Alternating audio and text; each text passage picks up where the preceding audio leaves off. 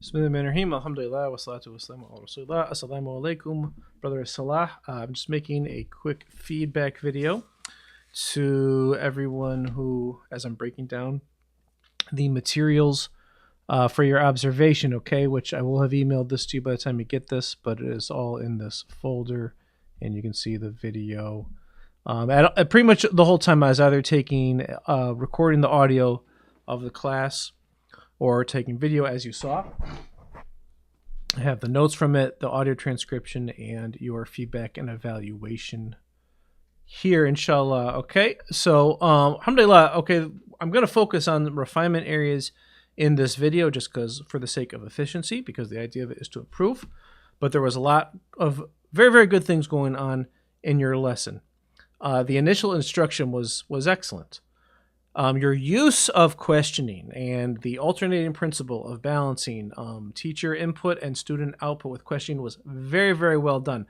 Not just the frequency of it, but in introducing the academic concept of the imperative, you use the questioning to have the students produce what they knew about a verb, and then like how the imperative added, was just a little different on top of that. Like you use that to add on to it, which I thought illustrated the concept beautifully and illustrated in a way where every student was engaged when you delivered that piece of instruction, which was the most important piece of instruction because it was what the lesson was all about. And not only were they engaged, but they had been participating in their own background knowledge buildup of what led to that piece. And the whole thing reflected that you knew what they had learned before. You were confident in the response that you would get from the questions. It all went very, very smooth, and I thought was excellent instructional delivery. Your choice of activities was very, very good, and you actually had two activities going on here in this class. So you had the activity where the students had to give the imperative command to iftah al-kitab, to open the book. I think it was plural, feminine, and masculine. That they had to do it, and you had the students, you modeled it for the students, and you had them come up. That was beautiful. I think that I'm at that point in the video here. Let's watch that quick. Tell him follow. Tell him to open his book. Give him an order to open his book. Tell him.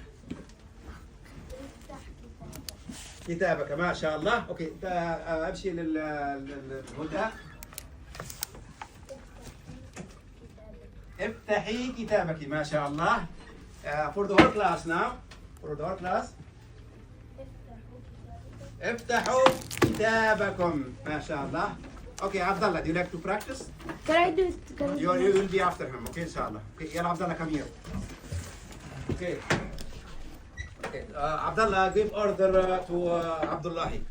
افتح كتابك. ما شاء الله. Give order to Amra. Like, go to her like this, go to her. افتحي. افتحي كتابك ما شاء الله. Good, good. Okay, I'm not done, Abdullah. How about the whole class? Come here. What do you do? افتحوا كتابكم. Okay, let's see Muhammad, come. Okay, so I'm gonna change. Would you like to go by order or change the order? Okay, change the order. What was saying then? I liked how you changed the order there. That makes it a little more complex. And as this goes on, the kids actually get really eager about participating. You have a lot of students do it. It's wonderful. When you're taking it through them, have them doing it step by step and telling them with each one, something you could do. You have the visuals on the board of the 3 different forms that they need to say. You could just use like a different color marker and put like a 1, 2, 3 next to them and really relate what they're doing to those 3 visuals. You have to do this, this, and that. And for the first students, when you're reminding them, okay, do the masculine, do the feminine, now do the plural. If you're relating to the visual, by the time you get to the 3rd or 4th student, they won't need you to have to say to them what to do for each step. You'd just be able to point to the visual. So that's just a little tip on enhancing your use of visuals, which you already have here, okay? Now, again, the kids were really into this activity. It was a perfect activity to go along with the lesson. As we worked on with the lesson plan phases, okay, any activity you do, you want to have the I do, the we do, and the you do. Now, you did the I do here because you modeled it all before this, and this is a we do because you're picking kids. The class is practicing together here, even though it's some kids coming up and modeling individually. And lots of kids did it, but not every kid did this activity. Now, how could you do that? Okay, you can't have each kid come to the front of the class because that might take too much time. So how do you get each kid to do it? Well, you could just have them do it in pairs. Okay, and as this goes on, especially as you have, you got to a point where multiple kids were raising their hand wanting to do it, and many kids volunteered. So what you could have done then was had 2 kids come up and say, okay, you are student A, you do it first. You are student B. You listen to him do it, or you follow the commands as he does it, and you give him feedback when he's done. Let him know if he did anything wrong, and then you switch it, and then you do it. And so you have those 2 students model doing it as a pair in front of everybody. And whenever you're doing this kind of, you'll do this a lot in language classes.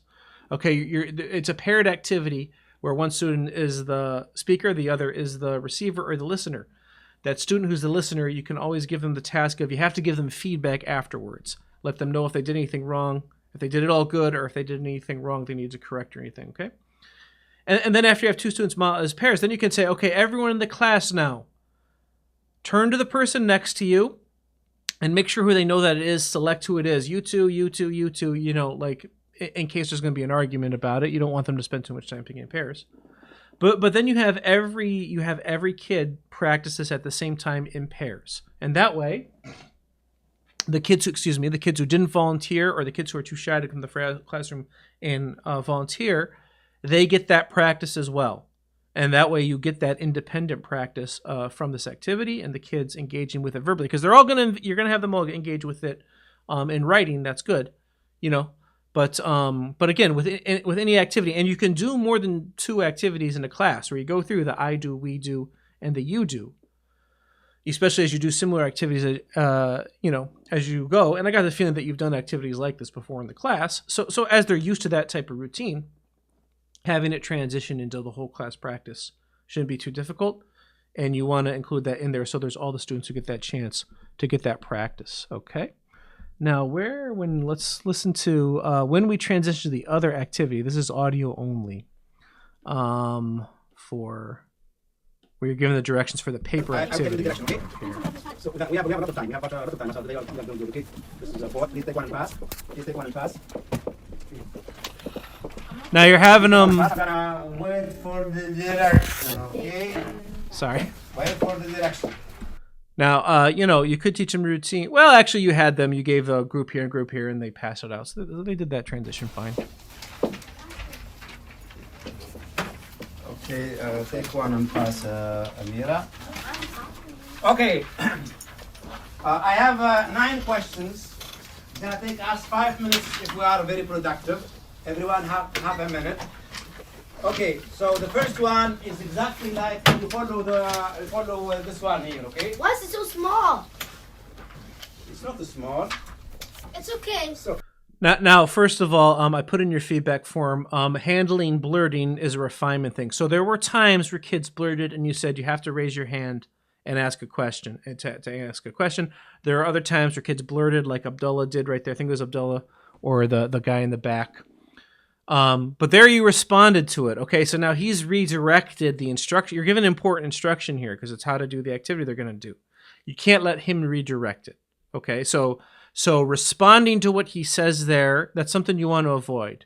You want to remind him, you need to raise your hand to ask a question, but I'm giving instruction right now. So right now I'm not taking questions, and it's not a relevant question. Okay, why is it so small? It's not a relevant question. So even that, like like you could just given him like a be quiet reminder there and not even addressed it. All right. There were times where you did say, I'm not taking questions right now. Like you just need to be consistent with implementing that, because that is what will really get the blurting to stop. So long as you're inconsistent, it's always going to happen.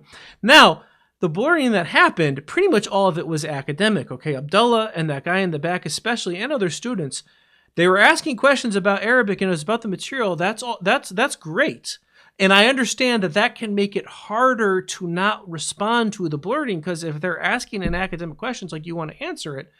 But look, the key to that is just being calm when you redirect and not being mean. So sometimes you can say, or you have to raise your hand to ask a question. Okay, you guys ask a lot of good questions and I like answering your questions, but I need you to raise your hand when you're doing it. And just saying that little bit of, you guys have great questions, I want to answer your questions, stuff, that's reassuring enough that it's like not hard, you know, and then they raise their hand. And if it's not time to be taking the questions, then you say, I'm not taking them now. I'll let you know I take them. Okay.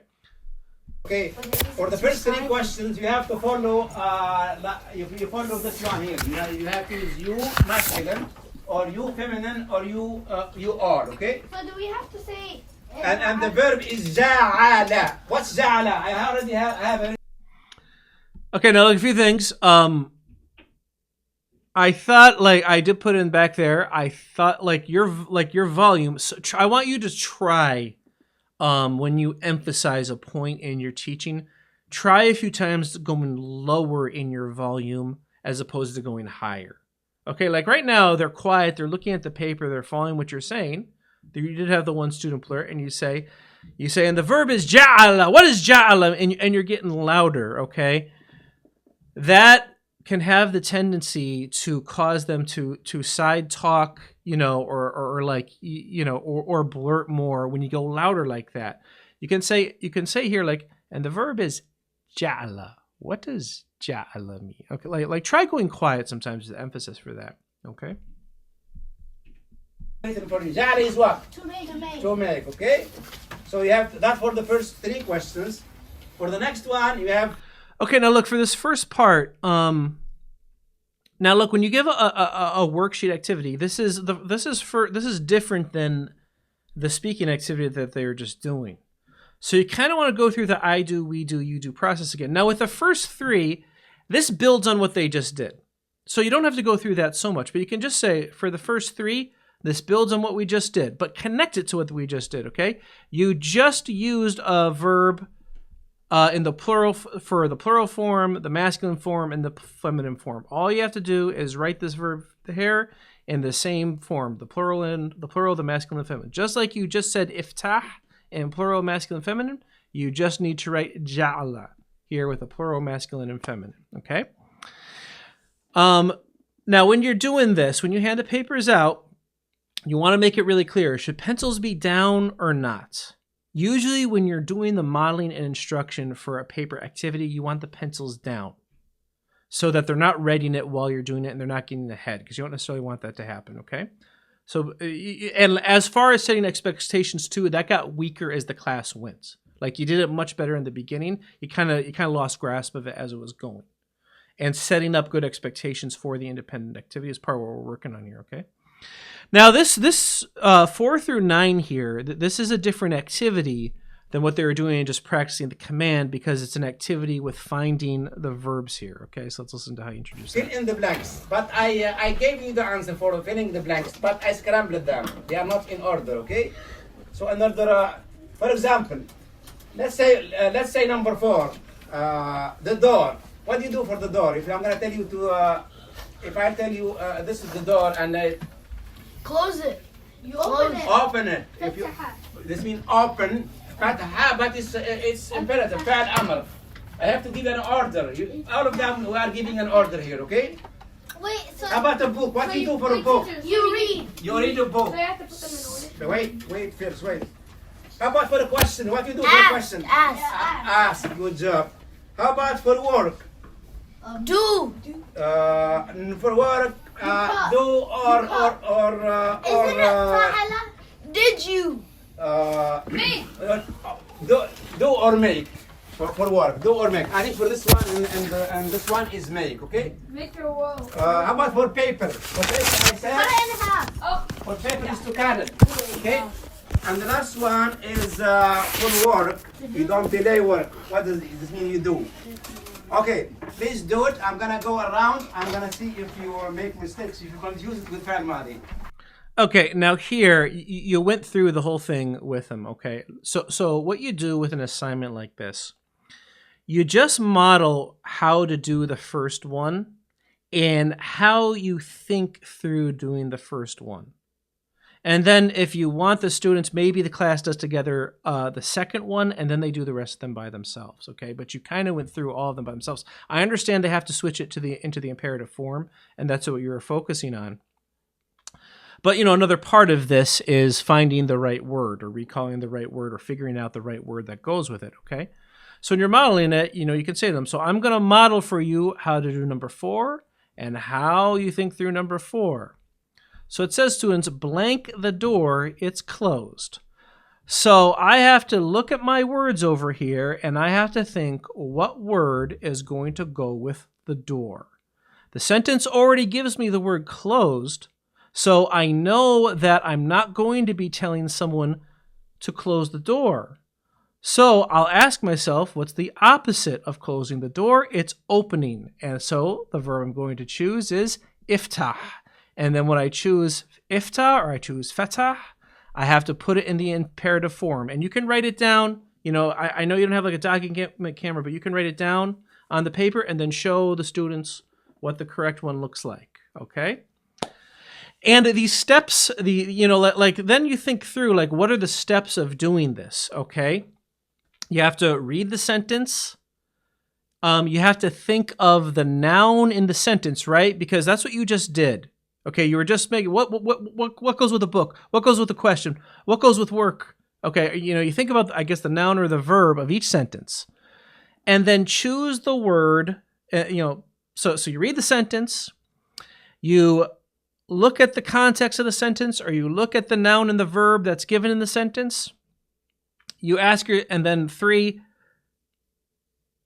You ask yourself what word in the word choices goes with the sentence, and then you put it in the imperative form. Okay, if you're going to write it on the board really quickly, it'd be like, read the sentence, figure out the word that goes with it, write it in the imperative form, like 1, 2, 3. Write that out on the board, the thinking process of going through it. And, if you do that, you don't have to think through, you don't have to give them what the answer is for each one. And they can do the work of sorting it out, okay? The way they did the activity and stuff, they are proficient enough in that. Even if they don't know all the words perfectly, they're going to know iftah. You already established they know ejal. So they got 2 of them. You can leave it for them to figure it out. And after they're done with it, you could do like a let's all correct it activity, okay? Or something like that.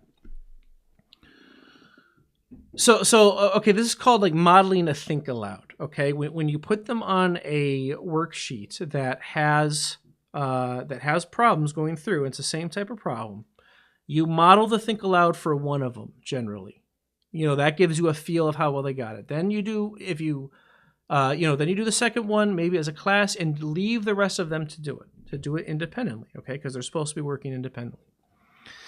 Now, when you leave them off independently, okay, like you just transitioned, to doing it. Let's see here. Do. For work, do or Isn't it فعل? Did you? Me. Do or make. For work, do or make. I think for this one and this one is make, okay? Make a wall. How about for paper? For paper, I said, Cut it in half. Oh. for paper is to cut it, okay? And the last one is for work. You don't delay work. What does you do? Okay, please do it. I'm gonna go around. I'm gonna see if you make mistakes. If you confuse it with fi'l madi.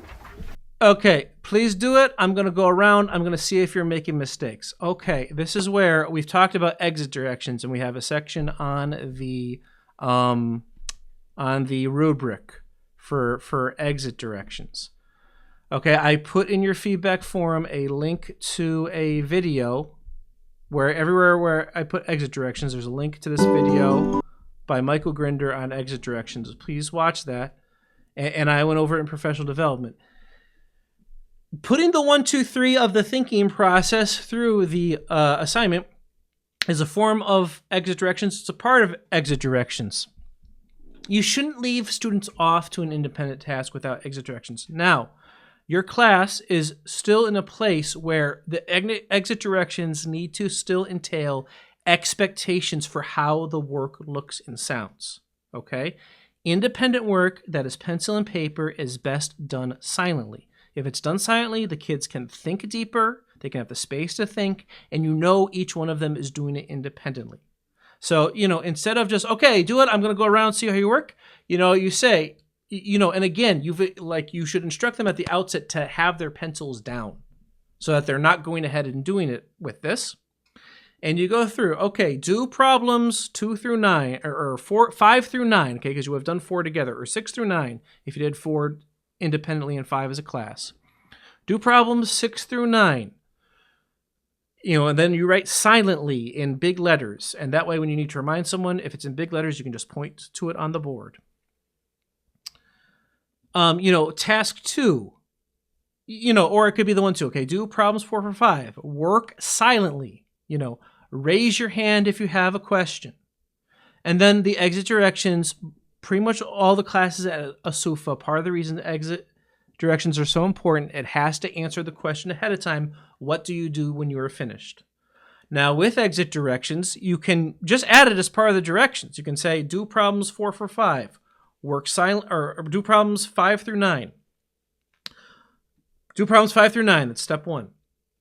Work silently and raise your hand. That's 2. 3. When you're done, write 5 sentences.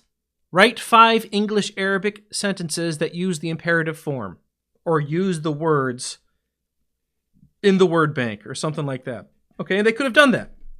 They could have done that under the sheet. They could have written a sentence where they write one word in Arabic, they write one of these words in Arabic, and whatever they don't know in Arabic, they write it in English or something like that. That could have been an extension activity.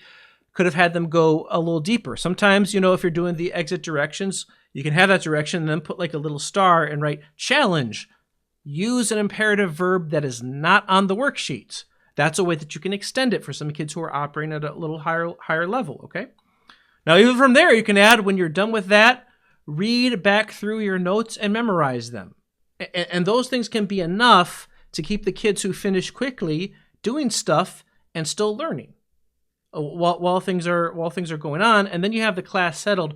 So when it comes down to those last 2-3 minutes of class, you can call everyone back together for a good closure, or you can be tracking when everyone finishes independently in uniform time, and you can go over the answers. So you're giving the feedback, and sometimes you can even have them trade papers and correct one another and all that type of stuff. Because the independent work, they're doing it. You did a good job of re-instructing during the independent work, but some of that stuff you want to anticipate on the front end and then model it in the I do part of it and include what's needed in the exit directions so that they can work a little more independently. And if someone does have that question of, what do I do from here, that type of stuff, as they're doing the independent work, you can just point to the board with it, and you don't have to be so verbal when you're doing it, and you can maintain a quieter, more working atmosphere when they're doing the independent work. Okay, so inshallah, brother, we will have a meeting. Jazakumullahu khairan. We'll go over this more. Again, there was a lot that was good about the lesson, but here I just want to focus on the refinement areas because that's what we're doing to get better by the will of Allah.